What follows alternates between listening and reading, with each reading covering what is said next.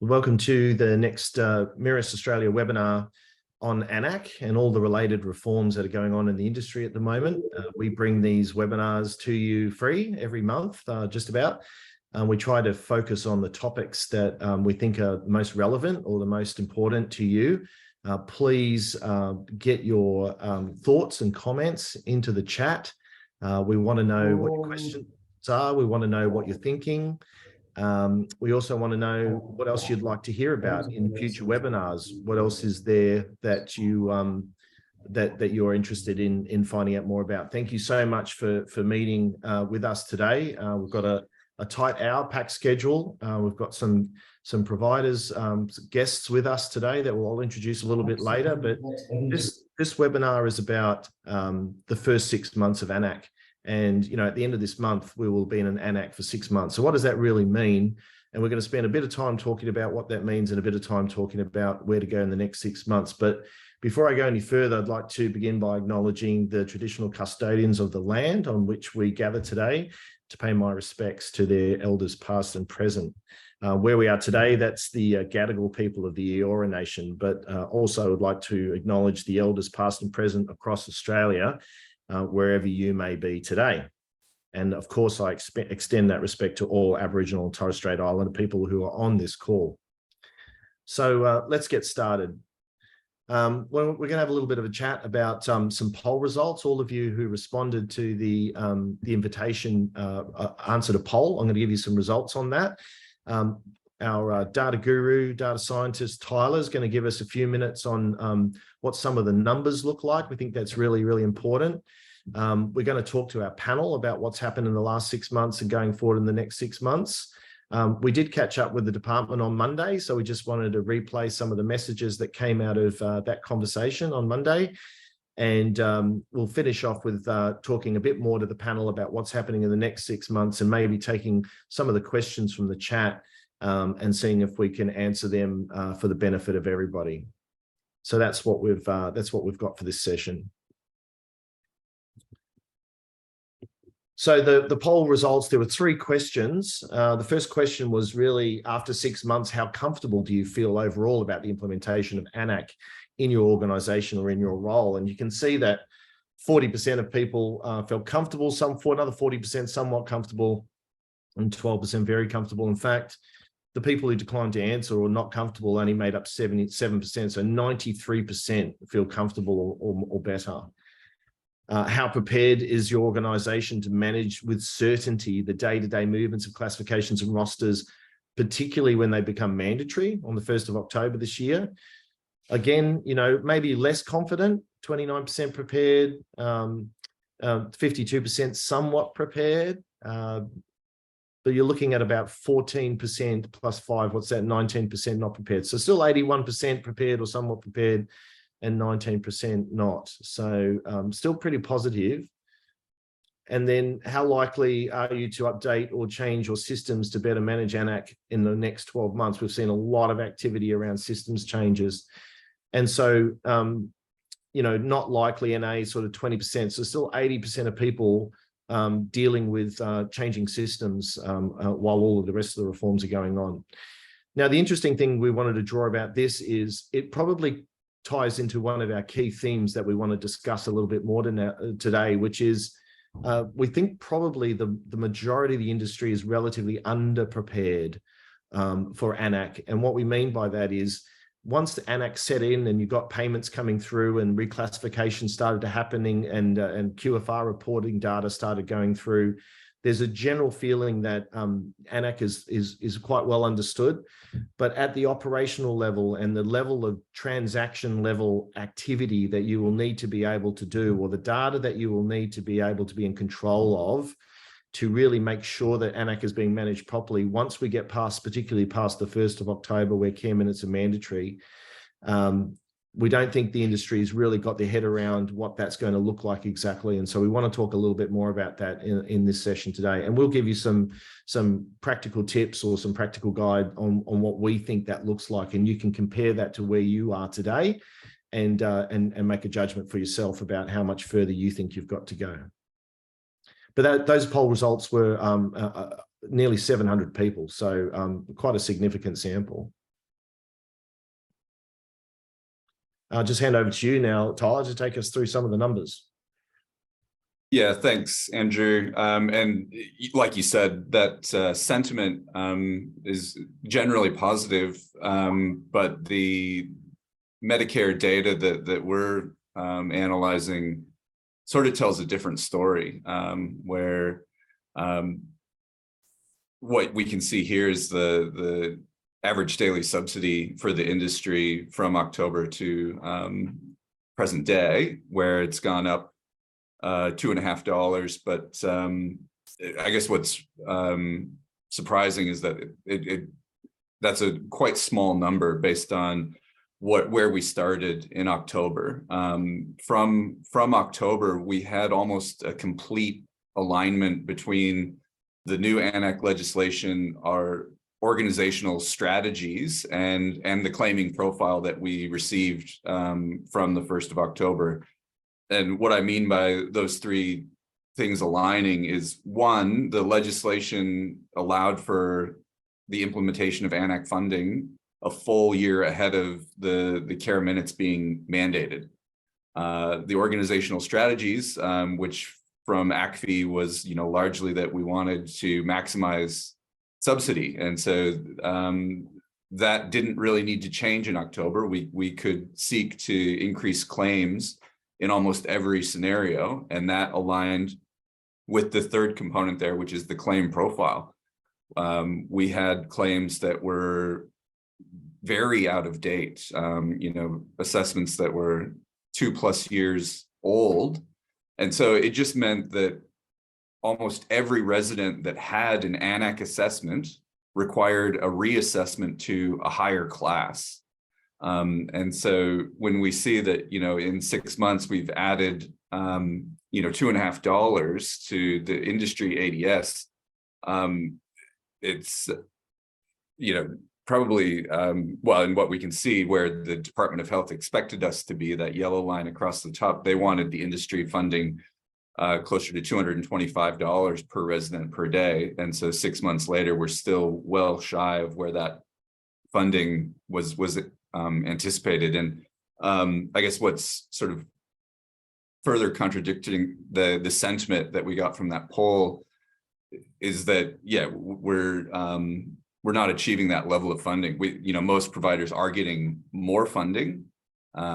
We haven't had to adjust our strategy, and we haven't really even been required to learn the new funding instrument because assessments are completed for us. And so, for many providers, the do nothing approach appears to be winning. But that's not exactly true. Where if we look over on the right side, we can see that ADS increase is really concentrated to about a third of the industry, where providers on average in the top third have added $8 to ADS. And there is a bottom third that have reduced ADS by an average of $2.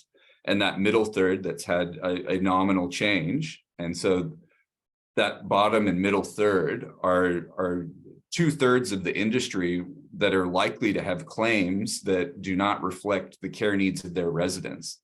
Therefore, the subsidy they receive is not in line with the care that's required to be provided. And another way to look at that is some different metrics on the next slide, where we'll see reassessment activity and ANAC age. I don't have in this slide or in this presentation the Department of Health reporting on AMO activity, but that further underpins this view where we have likely a very big backlog of reassessments, and ultimately the reassessment rate of residents for the first 6 months has been too low to reduce ANAC age, meaning that the proportion of residents with a claim over 12 months old has increased.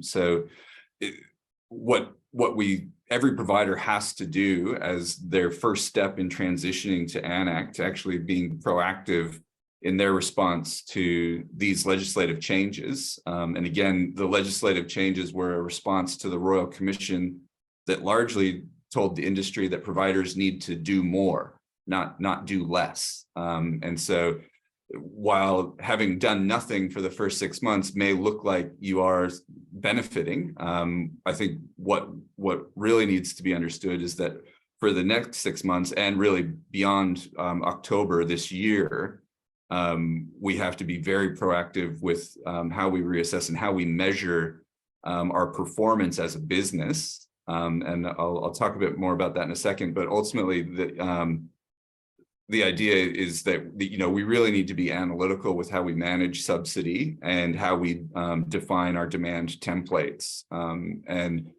that demand template is the foundation for how we then perform in quality and compliance. So there is overlap in that provision of care and how we manage the business financially. But apart from that, the management of subsidy should be fully isolated from how we case conference residents and determine the provision of care. So yeah, as you can see, ANAC age has increased. So we have more residents with older claims now than we did at the beginning of ANAC in October.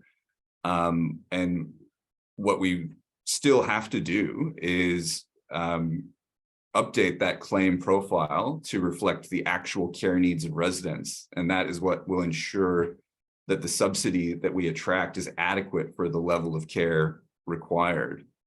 And so what I want to revisit from the webinar last month is the next slide, which we saw in the webinar last month. So this was really one that we used to visualize the fact that ANAC classes are not linear, meaning that moving a resident to a higher class is not always a better outcome. And the outcome here is being described as the operating results. And so I think why I want to revisit this is really to understand what is that operating results, and what it is the profitability of each class, or the proportion of subsidy revenue required to fund the associated care minute requirement.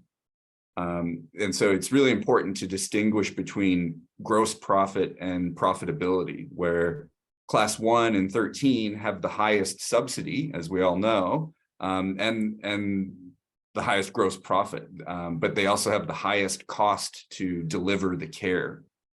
So when we factor in the cost of care, we can determine the margin, and then we see that 11 and 12 have a better operating results. And so there's multiple scenarios throughout the ANAC tree where the linear number of classes does not reflect the outcome in that operating result. So, and I guess what is important to understand in terms of measuring the success or sustainability of the business is that a higher profit margin is always desirable, since it means the company is more successful and more efficient in terms of the revenue generated compared to the costs.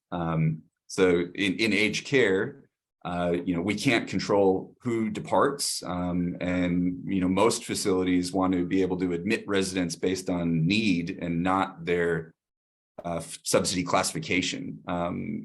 On the other side of the P&L, when we look at rosters, it is not easy to change rosters, and it's very difficult to acquire new resources. And so all this means that operating results, ultimately, it is the deciding factor into who we should reclassify and when. But ultimately, going back to that reassessment activity and being proactive with how we manage that is that we have to validate every claim that we currently have. So when we identify residents that could be reassessed, particularly now, we have to bring forward that claim profile. We have to understand what is the claim profile that reflects the care requirement of our current residents. where until we understand that, we can't go about building an ideal roster.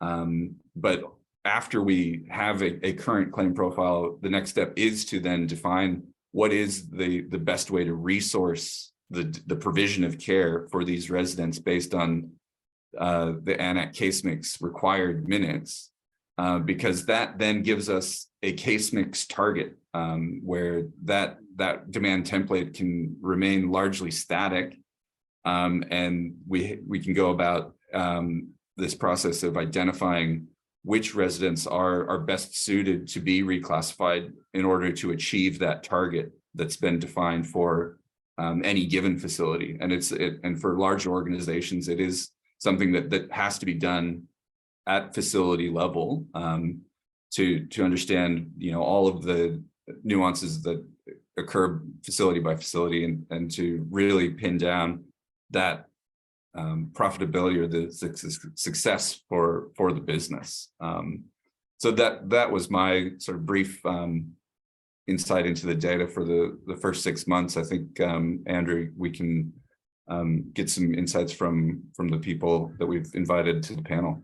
Yeah, thanks a lot, Tyler. Some really good food for thought. I'm looking down that list there, and the order's crazy, isn't it? 11, 12, 1, 13, and then 7 better than 8, better than 9, back to 3, then 6, 5, 4. So not intuitive at all. And I think one of the things that makes me think is that you really need some decision-making support, to make those decisions on a routine basis. But thanks for that intro. And yeah, the key message there is, the industry is still not pulling all the funding out of the system, and it never does. And we've seen that time again when the funding model changes. It takes the industry a while to sort of get up to speed with pulling that funding out. But that's our message: is still work to do to get on top of reclassifying and operationalizing that process, that new ANAC process. ACFI was in many ways a static, passive process. If you didn't want to reclassify anybody, if you didn't want to change anybody, you didn't have to. They never came down. There was very little you had to do if you didn't want to. But ANAC, we liken it to treading water. Even if you want to stay where you are, stay in balance, you need to do something. You need to keep doing things to keep in the same place. So. Yeah, good information there. Thanks very much. So we have 4 guests with us.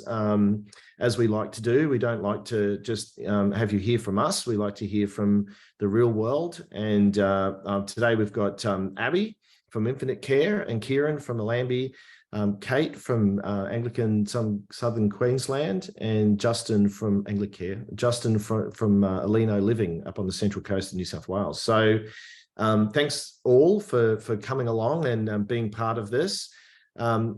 Yeah, I guess the first thing I wanted to do is just touch base with each of you and hear from you a little bit about what the first six months of ANAC has meant for you, and what are really the big things that have taken your time or really surprised you, or really been your key focus areas. So let's go from left to right. Let's talk to you first, Abby.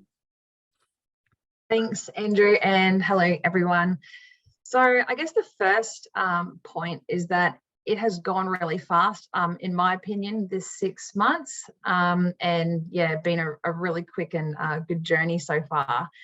I guess the first 6 months has been about asking all the questions, talking to AMOs, being part of these webinars, talking to the department, and not being afraid to question the new norm and question activity. Let's think about AMO visits to our homes. We are only learning now, really, the details of what this can look like and what this means for us. We know that if we request a reassessment, it can take X amount of days to come to our home. But what we've learned now in the last 6 months is we have a department email that we can say, excuse me, where are these requests sitting with which AMO? So then we have more ability to find out when they will be attending our site. So there's those learnings along the way. It's also the email in regards to a resident who is now palliative care, and that we can request a immediate review within 3 business days, ideally, to come to our site and reassess. But these things we didn't know in the first month. It's just been a learning along the way. It's also been about the analysis of the classes. So we might request a reassessment due to a change in care needs, but it's also about looking at those results, questioning those results, and understanding why a class or result has come back in.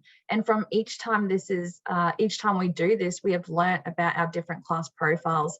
And this hasn't happened overnight or on the 1st of October, but it's taken the 6 months to really understand and analyse the language and the classes of the results to learn from. There has been a massive piece of work on reassessments. As Tyler mentioned, a lot of the first results were from May 2021, and we've had to review them all to align them with our residents' care needs. So this does take time and work and reviews of our profiles, you know, also in line with person-centered care and how we look at our documentation now. I think the other part of the first 6 months, which, you know, personally has definitely helped, is talking to industry partners who are doing this alongside us, sharing our findings, our learnings, our frustrations and expectations. It's definitely something to not say, you know, this provider's doing it one way, we need to do that, but saying, you know what, we're doing something really similar and it's working. So let's keep this traction and keep moving along. I also have here, other than the analysis, is just I've had a bit of reflection of ACFE over the last 10 years, what worked, what was the good, the bad, the ugly, and then adapting that to, you know, how can we adapt ANAC to really the operational lens and teaching others and educating others on ANAC and what it looks like today, amongst everything else we're completing in aged care.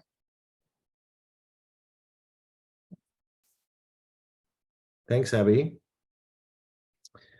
Yeah, just before we move on, just a quick housekeeping point, that we can't have questions being asked. So just put your questions in the chat.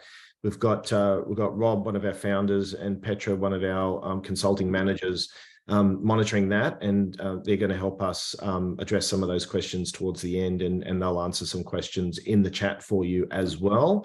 Yeah. But thanks, Abby. Thanks for those insights. Really interesting thing about learning the process. Isn't that always the way? Kieran.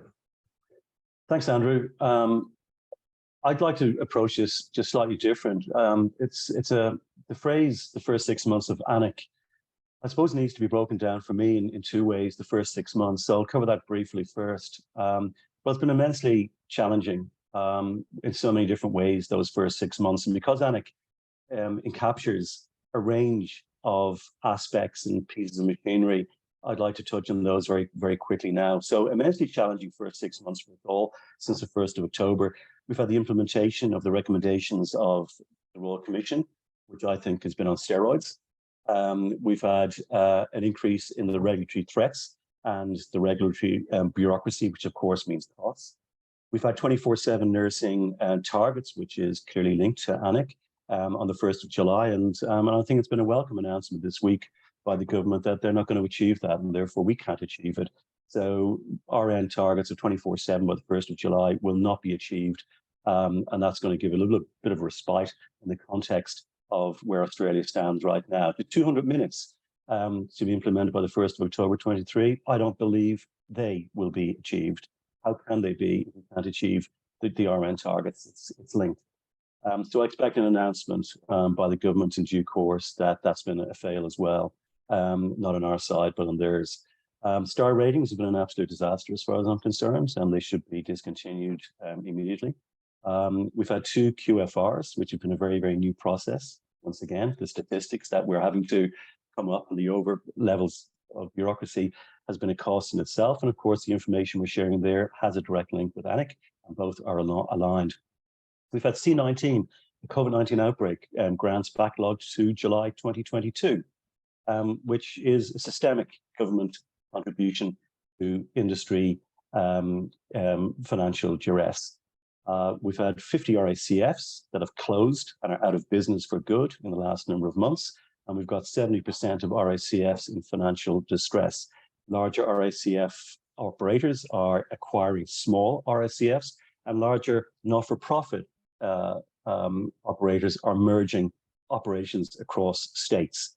One of the largest banks has come out this week and said that it has not had a single application for an RSCF loan in the past 12 months, which is concerning. And we have an increasing level of interest from the banks from providers of retirement villages. The WHO, World Health Organization, has announced this week at its Romania Bucharest declaration that Europe is running out of doctors and nurses and healthcare workers, and our borders, while slowly opening, really have not been in line with what industry demands and the country demands at a time when visa confusion is rife. So out of sync with our industry as we currently speak. Moving on to the first 6 months of ANAC. Well, of course, it's been more money, and that is always going to be very attractive. But it's only what we expect. 1.6 billion was taken out by previous governments, so we're on catch-up, and we're in dire catch-up. I see this as been a small injection of oxygen, and we still need those defibrillators and resuscitation machines available for us going forward. But it is a welcome increase in funding, and we're going to take that. But what we haven't taken account of is the fact that with that revenue comes a regulatory cost, and we're not talking about that, and we're not calculating that. And some of it is very difficult to calculate. So I really believe that the full picture, we're nowhere near knowing what it's going to mean for us. We are getting on top of it. It's great to see some of those statistics coming through, Andrew, in relation to how people are feeling comfortable. I suspect that we're all having to move towards controlling this animal and managing it, because it's a piece of machinery that's been very well oiled and manufactured to catch us out as operators, I fear. However, we've got Tyler having said something very important. They expected us to achieve 225, and we're not. So we know we've got work to do. And I look forward over the next 6 months to achieving some of that, but that's for the next session to talk about too. So finally, this really means a change to how we do business. I'm very clear about that. We have to change the way we do business in Australia, in our residential aged care facility industry, and also our home care industry. If we don't do it, we're finished. That's one of the most important facts I'm taking from this. We have to change the way we look at business. We are, each of us, a business. The not-for-profit issue, we have to really put on hold and begin to, somehow in our companies and with our boards, we have to begin to understand what mission is. Business mission is paramount. Religious mission is different. And we have to understand what both means. We don't have businesses if we don't have profit. And that is one of the most important things that we have to get on side. And finally, that means for me that we have to start talking to our team. We have to escalate from this public service attitude that some of us have, that basically someone else will provide. No one provides money free easily, and our taxpayer cannot continue to do that. So let's get the business working. Let's get it profitable. Otherwise, we're out of business, and our residents are not going to receive services. Okay. Thanks, Kieran. Lots of food for thought there. Yeah, definitely the not-for-profits can't afford to lose money either. Certainly, we've seen a couple of notable, failures in breast care and things like that have had some pretty dire consequences. So, yeah, everybody's got to make this work. Kate. That's a hard act to follow with Kieran, Abby as well. But I suppose we're very similar to probably what Abby and Kieran had said. I suppose for me, very much it's about like any tool when it changes. I can remember, being in aged care for so long, each time that their funding tool changes, it's really conscious about understanding it and how it works for the business as well. So a lot of us where we've been concentrating for Anglicare, has been about how we incorporate ANAC into our business. I found with a lot of our facilities, a lot of our assessments were driven by funding, where, you know, ANAC, we've had to really change that around and embed, you know, going back to care should be delivering our reassessment. So I know that sounds very micro, but it was a lot of work that we really had to do to re-educate our registered nurses and facilities about that. You know, care is not dictated by funding, but now the other way around. So I can't believe how much work that took, but it did take a bit, and how we can make ANAC live. I think Andrew said before, you know, with ACFI, we could have had ACFI sitting there not reassessing, where we're really trying to make that live with ANAC live within our current care structures and reviews and things like that, and how our RNs and care coordinators can proactively look at the reclassifications as part of our business. I think the probably only biggest thing I've sort of seen is probably what Kieran mentioned is it's very different for our managers to think about ANAC and the business side of things. And I think that's probably where, you know, the last probably 2 months, really looking at the, I think the classification impact on our care minutes, on our rosters, because that's very different, I think, for our FMs to sort of see when what the impact of reclassification means and what that means for our rosters. I'm not sure about you, but our RACs have a very stagnated roster and have for many years, and it's been a lot of work around then how those ANAC classifications are impacting our care minutes and how we're going to respond to that.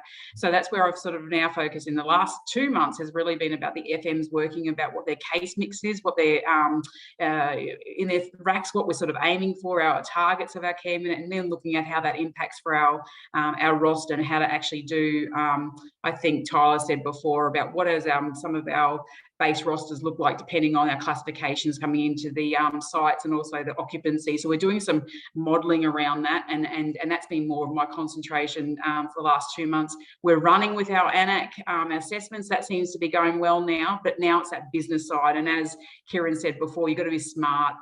It is a business and we want to make profit, but obviously with ANAC there is that impact on our staffing, and I think that's where I'm finding in Anglicare we need to get a bit of understanding more about how our systems work for us to give us that information, so we can get a bit ahead of the game, obviously, especially for October the 1st.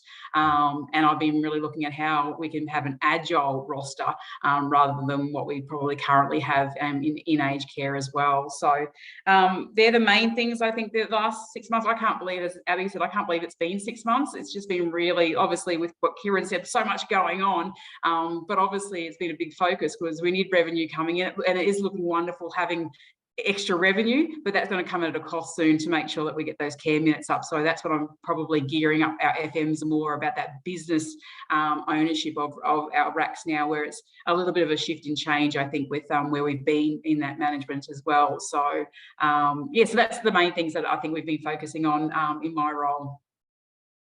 Yeah, thanks, Kate. Yeah, it's so many points in there. I think you know, there's a lot of sentiments back to what you were saying too, Kieran. You know, if the whole industry isn't meeting their care minutes, then the people who are meeting their care minutes are disadvantaged, I guess, to a small degree. So, you know, it's kind of all in or not. And one of the $64,000 question is, what is the compliance impact of care minutes after the 1st of October? What is that going to look like exactly? Certainly nobody wants to leave that to chance. But on the other hand, there's a little bit of a wait and see kind of, you know, brief to see what the implications of that will be. There's certainly a huge amount of accreditation activity in the industry at the moment. I mean, we have gone weeks now where every single client that we're speaking to is having some kind of accreditation going on, and every single one. It's mind-blowing even to think about how much resource is being thrown at that right now, but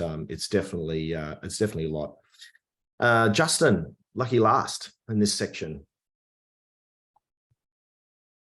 I guess I just sort of pick up from what everyone else has said, really. I think the implementation's been pretty good, generally positive in terms of, as an organisation, where we're at. Fortunately or unfortunately, been in aged care for a long, long time, and so the transition from RCS and then ACFI, I think this one's been a little bit better. But there's still a lot of unknowns and still things we're learning on the run.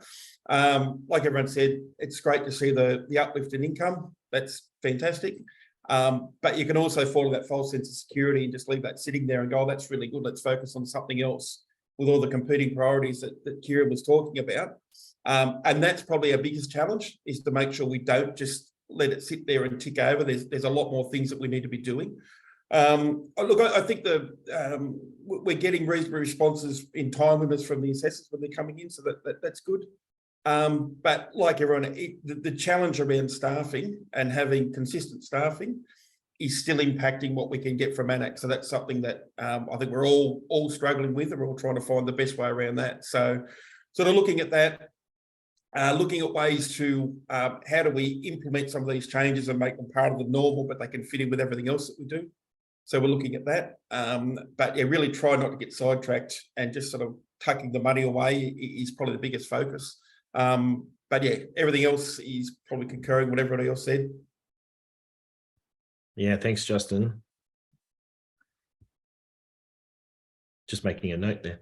Try not to get sidetracked. What a great, what a great sentiment. Okay, so yeah, what we want to try to do in these sessions is also give you something to take away, like the so what. So we've talked about what some of the issues are and that sort of thing, and the panel are going to give you some thoughts on what they're going to focus on in the next 6 months in a minute. But what we wanted to do is give you a bit of a takeaway around what you should be doing, what we think you should be doing, and what to really focus on right now. So we're in AN ACC, the money's flowing, we've put in a couple of QFRs, we know where our care minutes are.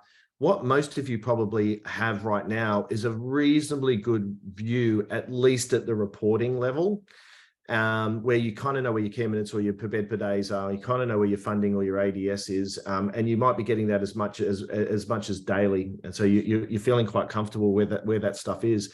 And certainly coming out of October, then star ratings, then Christmas, then January, and sliding into March, and we're just trying to get momentum back and get back focused. I heard one CEO the other day say, what can we do in 30, 60, 90 days? Just starting to get some momentum back into getting on top of this stuff. But we're finding a lot of people, coming out of Christmas, we're a bit stuck. So, this is really about helping you to think about that 30, 60, 90 days. And, I spent a bit of time with a board and an executive over the weekend, helping them do their strategy. If any of you are rethinking your strategy right now, then, please reach out to Mirus, because we can help you with that, facilitate that. But one of the things they were really focused on was, really becoming masters of their own destiny, getting their organization fit, getting them organized, getting the processes right, getting the staff trained, getting the systems and the data right, being in control, so that rather than waiting for something to happen, whatever does happen, they're in a position to really respond to that, and as better than average. And that's kind of the best position you can be in. So here's a 4-step process. On the right-hand side is a picture of our Mirus metrics platform. It is the AN ACC system. If you haven't had a look at it, please reach out to us and have a look at it. AN ACC does not fit into your finance system. It does not fit into your care system. It does not fit into your rostering platform. It's not fitting in. There's a big space in the middle where you need to manage this data. And if you don't have a system, then you're doing it in a spreadsheet. And sooner or later, that is not going to be sustainable or scalable. But this is what you need to look like in terms of process. First of all, you need to understand, and these are not things you can do. These are things you must do. One way or the other, you must do them. Number one is normalize AN ACC. You need to understand how the new profile of AN ACC is occurring in each facility. So how is the normal admissions profile, ins and out, departures and admissions? How is that class mix change? What is the normal average class mix change that is causing in your facility normally? And of course, there's different times, but normally. What is the impact that's having on your care minutes? How would that affect your rosters if you weren't reclassifying and changing reclassifications? And what is the natural aging and reclassification potential for that group of residents normally? It's not about changing those or reclassifying those residents. It's about understanding what their forecasted assessment, their forecasted classification would be, and holding that so that you can make decisions about what you reclassify and don't reclassify to maintain your care minute targets and stabilize your rosters. So first of all, what is the new normal? Really understanding that at a detailed transactional resident level and facility level, certainly. Number two, align your roster demand templates. I think, like Kate said, you know, some of the industry, most of the industry have been sitting on rosters for a long time, 10 years, having basically the same rosters, really set around staff mix and you know, shift expectations and all of that sort of thing. And the average acuity of that facility over time, that doesn't change all that much, other than for big changes in occupancy and other things like that. So a really, really good time for the whole industry to have another look at their rosters and optimizing those demand templates. What are the staff mixes that achieve a care minute number that meet your care requirements and achieve your care minutes? And what are the different options for those templates?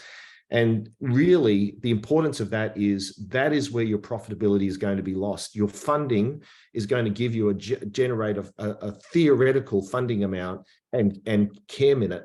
And that care minute needs to be delivered. But how efficiently you deliver those care minutes, the cost of each of those care minutes, the staff mix, the amount of agency and the amount of unworked contracted hours, and all of those good things that go into roster efficiency, that is going to be where your money gets, that's where your margin's going to get sucked up. So, and that's always been the case.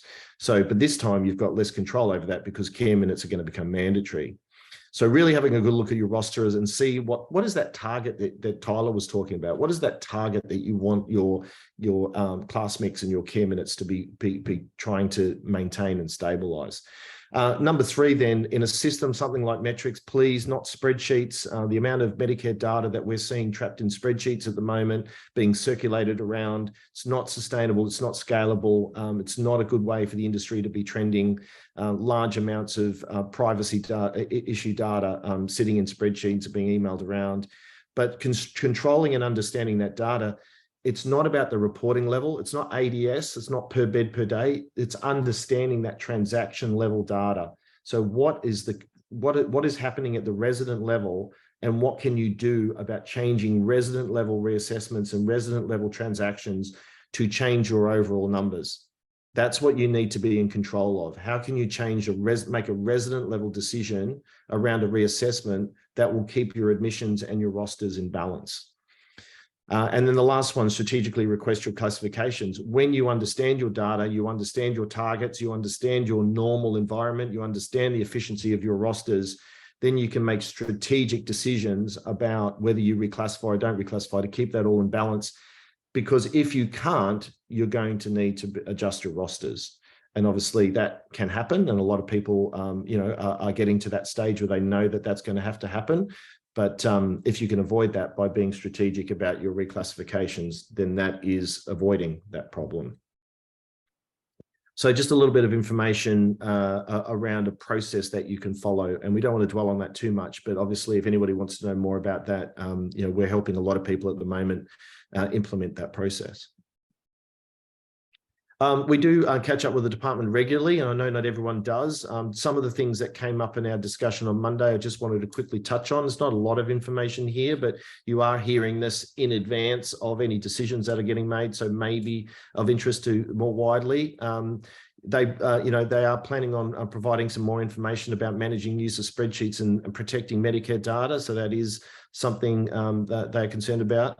Accommodation review. We are expecting a review of the accommodation rules and RADs and DAPs. That is not a small change. That's going to be a pretty big deal for the industry. It's not going to be easy and it's not going to come quick, I don't think. But Eliza in the department who's dealing with that, I think, is going to start with some consultation. It's a bit of a political football as well, because obviously the implications of that are quite significant to providers and to the families of residents and their inheritances. So user pays is something everyone's been talking about. Opening up the accommodation side. I mean, a lot of the Medicare funding side has been used to pay for the shortfalls in the accommodation side for a long time in aged care. So now that we're constraining the margins around this taxpayers' money, this kind of makes sense that the accommodation user pay side is going to need to open up a little bit, but it has has plenty of implications. And so we do believe that consultation on that will be starting soon. Service levels on reclassifications, acknowledging that those reclassification timelines are starting to blow out and get long in some places. They are looking at reducing those, as much as halving those SLAs from 28 to 14 days. But that obviously takes some thought and to have some negotiation with the existing AMOs. So, that's not something that can be done easily, but they do need to speed up the process. I think they acknowledge that. The palliative process, lots of concerns around that and the way that it works. And Abby was mentioning that, escalating and trying to get this. There's nobody I know of that is not having the case where people are passing away before reclassifications can get done, and people can't get bumped up into those higher classifications. So one of the things that they're thinking about and they're interested in feedback on is the idea of an end of life supplement. So similar to the $1,144 you get going in, you get $1,000 or something going out, and that is just for the administration of that, or the last few days if it happens all too quickly, etc. So not a bad idea, but interested to hear your feedback in the chat. If you've got any feedback, I can pass that on. And the pricing review, obviously, there's a new price that comes out every year. The new pricing authority's responsibility to provide advice on that, and they are that is going to happen for the 1st of July this year. No indication of whether that price will go up or anything like that. Unfortunately, can't give you any insight into that. But can tell you that the expectation is with the new budget, whenever it is at the end of this month or whenever it will be. It's usually about now. There will be a restatement of the price and a review of the price, so we can look forward to that in the next few weeks. So I hope that was useful. Not a lot there, but just some broad background. So let's get back to the panel now, and let's hear your thoughts on the next 6 months. Just the key things. What are the key things you think that you're going to focus on, and maybe other people should be focusing on as well? And Justin, we'll go backwards this time, and you can go first. You're on mute. Try again. Somebody had to do it. Yeah, that's exactly right. So might as well be me. Analysis. That's the focus. Just understand the data that we've got, understand what we can do with it, and really start to drill down into some of those numbers. That's the biggest focus for the next few months, is just looking at that. We've already started roster reviews, and all those sort of things have been happening across all the sites. Probably looking at some of the documentation that we're doing and trying to find ways to implement that with some of the new quality indicators that are coming, and try and find a way to, implement them all into one. But yeah, really analysing the data is going to be critical for the next, for the next 6 months particularly. And I guess the challenge around all of this is that we're all tired. Everybody's, over everything for the last, 3 years. We've had all the things that have been thrown at us, and we've just got to find a way, to keep our heads up and keep moving forward. And I think if we can understand the data better, that's going to make our job easier in the long run. So it's really about looking at every single claim that we do while we're doing it, where that fits in, overlaying that with the rosters, and of course, and I guess seeing what the impact of the care minutes will be as we move closer, and what the regulatory issues are around that after it's implemented. There will always be unintended consequences from the department. I'm sure that some of that will come out at some point, where they will go, oh, we forgot about this. You all remember the dementia supplement from a few years ago that lasted about 3 months. And I guess always wary that there could be some changes that we don't know about. So, but yeah, analysing data is critical, and that's really the focus. To understand all of it, you have to drill down into that data and really know what's happening with it. Yeah, thanks. Yeah, just on your point about updating things all the time, the last bulletin that came out, they referred to the Care Minute, you know, the Care Minute 24/7, you know, the Care Minutes guidance. And I read through that document yesterday, and there's several little updates. One of them that was interesting right at the end was there's a blurb in there now about ENs. They're going to be analysing how people's EN numbers are dropping and alerting the quality agency to make sure that your staff mix and your ability to execute is still meeting requirements. So they're trying to stem the flow there a little bit, I think. And interesting that that little paragraph worked its way in there. I think it's in section 4 if anyone wants to go and have a look at it. But yeah, interesting. All right, thanks Justin. Kate? Well, interesting, I suppose my first 6 months have started today. We've actually got all our CNs and care coordinators and FMs actually going in another room at the moment, and it's really about understanding ANAC and the data. So we're doing a lot what Justin just said about the data analysis. So we do use bit of a plug, Andrew, but we do use Mirus metrics, and it's amazing. I found it really great, the information that I'm getting about acuity per wings for racks. And I know that mightn't sound, you think, well, why am I doing that? But we have got a bit of backlash from staff, and we are moving shifts around, but it's actually giving us data to be able to say where our acuity is, to be able to justify some of those movements. And that's been a really good education tool for our staff as well, to understand how the rosters are having to be flexible. So the next 6 months, I'm not sure about anybody else, but our staff have been so used to having that same roster for the last 10 years. And I found that has been a lot more work, well, where I'm really concentrating on to gear them up for the 1st of October, because that's where I think our rosters need to be as well. So once again, we've got that data analysis that, Justin was saying, understanding that. And I suppose it's then I'm feeling it really important that I support the FMs in knowing how to do that and being able to do rosters. And once again, I've got another session with our FMs this afternoon around that rosters and how to be do an agile roster as well. Probably a really good point, Andrew, you said about the enrolled nurses. We're doing a lot of work around that and how we incorporate or how we do that in our model of care. There's lots of discussions around it, but I'm sure everybody's having those discussions. We're probably just not having those talks as an industry about what that means for us. So that's what we're trying to do within our RAC sites with Anglicare, the role of the enrolled nurse. How do we incorporate that into a different model of care than what we've currently done before? How do we roster that? Our rosters as well are not that agile to, with care minutes. And so it's a lot of work. I think that's that for the next 6 months for me is just to get us ready for that, to make sure that we're meeting those targets for October. And as I said, lots of support for all of their ground staff. We've done lots of education with Mirus, with our CNs and care coordinators, and I think that will be ongoing for the next 6 months to make sure that we're keeping them, ANAC fresh in their minds. So that keeps rolling while we keep working on the business side of ANAC moving forward.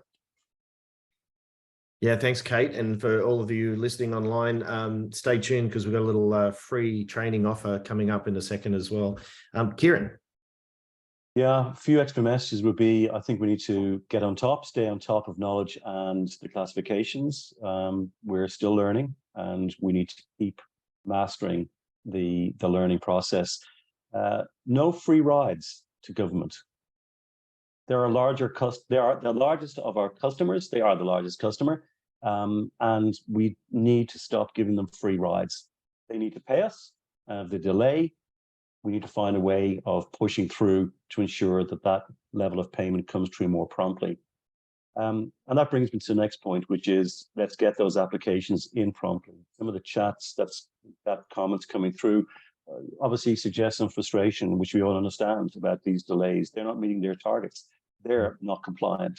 We need to put that right back in their face because they are controlling and managing our industry and our individual businesses. So let's get those applications through to the assessors promptly, and particularly, of course, when we have indications clearly from our great staff that palliation or end of care is about to start. We need to get that in early because, unfortunately, as the chat line has shown us, you don't get compensated if a person dies and the application has not been processed, the assessment has not been processed. And once the application is in, it's hassle. This will break the system. I don't want it to break the system because we need to get paid. But the 28-day target that they're supposed to assess is not being met. And Andrew, you and Rob and Tyler will have all that information. We are once again fighting against a massive impediment that was not of our making, and yet we're having to hamper it in some way, and we're losing money, and we're losing big money, and that's contributing to the duress of our industry right across Australia. ANAC was engineered with a range of government departments hanging off it, which obviously is associated with greater regulation, and therefore it's a greater cost to our operations.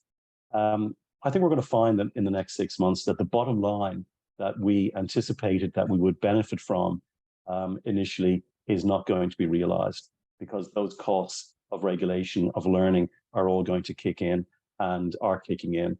I think management and boards need to be very, very organized and supportive of frontline managers across all of this process, and they also need to be prepared to speak up. We've had too much silence from CEOs and from boards forever. It's time now to start speaking up and become united as a group, and to ensure that the industry representatives are representing the members correctly, the messages that we want to have represented to government and to the department, and to be more proactive and assertive. The last couple of points I would make would be that we must also engage the media positively. And I think that the next 12 to 15 months, so what's left of this year and the rest of the financial year, so it's a bit more than 6 months, is going to be a difficult one. I don't think it's going to be straightforward around finances. I fear we're going to be in greater levels of duress. But let's be positive and optimistic. Let's stay on top of those assessments. Let's get on top of the knowledge, and let's get compensated from our largest customer. Not our fund provider, our largest customer, because we are doing the work that they don't wish to do.